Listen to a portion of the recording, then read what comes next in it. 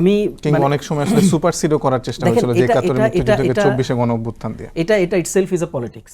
মানে আপনি এটা কি হয়, ধরেন একটা নতুন শক্তি, আপনি নতুন শক্তিকে ডিল করতে গিয়ে যখন আপনি ওই যে 71 ভার্সেস 24, আপনি যখন এই ধরনের প্রসেস যখন আপনি বা এই ধরনের পলিসি বা এই ধরনের স্ট্র্যাটেজি যখন আপনি হাতে নেন, তখন এই ধরনের আলোচনা আসে।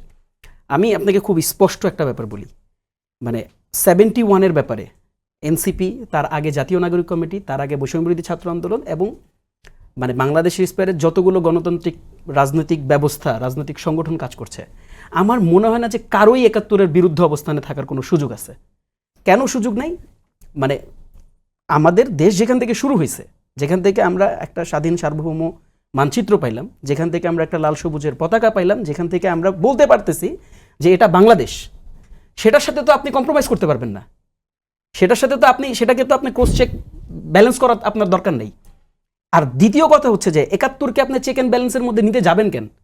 71-এর যেমন স্বকীয়তা আছে, নিজস্বতা আছে, 71 যেমন বাংলাদেশের মুক্তি সংগ্রামের সাথে মানুষের একেবারে স্বাধীনতার মানে সাথে হচ্ছে ওতপ্রোতভাবে জড়িত। আপনি 24-কে এরকম করে আলাদা একটা এন্টিটি হিসাবে দেখতেছেন না কেন? মানে আপনার কাছে কেন মনে হচ্ছে, বা যারাই কাজটা করতেছে তাদের কাছে কেন মনে হচ্ছে যে মানে লেটস মেক ইট মানে একটা কনফ্লিক্টিং একটা সিচুয়েশনে নিয়ে যায় এদেরকে, যারা হয় 71 নাকি 24, এই বাইনারি পলিটিক্স দিয়ে বাংলাদেশে কিন্তু আপনি দেখবেন যে এই 16 বছর এটা আওয়ামী রাজনীতির একটা প্রসেস। আপনি ধরেন বাইনারি পলিটিক্স তারা করছে, কিভাবে করছে? তুমি কি স্বাধীনতা বিরোধী না স্বাধীনতার পক্ষের? মানে হাউ ডু ইউ ডিফাইন? এটা কি আপনার এই সুযোগ আছে? আপনি আমরা দেখছি না বিগত 16 বছর তো আপনি মুক্তিযুদ্ধের প্রশ্নে আপনি বিভাজন তৈরি করেন নাই। বাংলাদেশকে আপনি স্পষ্টত আপনি দুইটা পক্ষে আপনি বিভক্ত করছেন। আপনি যখন মানুষের উপর যখন জুলুম করছেন, নির্যাতন করছেন, কোন কথাটা বলে জুলুম নির্যাতন করছেন আপনি বলেন তো?